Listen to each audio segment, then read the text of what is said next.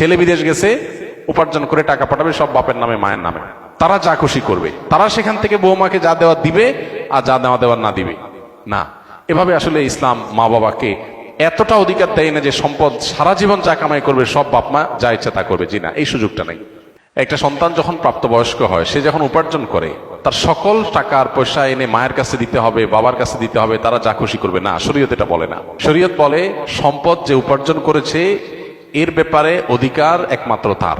হ্যাঁ, উপার্জিত সম্পদ থেকে মার চলার জন্য, মার বেঁচে থাকার জন্য, সুস্থতার জন্য, চিকিৎসার জন্য যেটা প্রয়োজন সন্তান হিসাবে সাধ্য অনুযায়ী, মায়ের নিজের না থাকলে বা দেওয়ার মতো ব্যবস্থা না থাকলে অবশ্যই সন্তানকে সেটা বহন করতে হবে।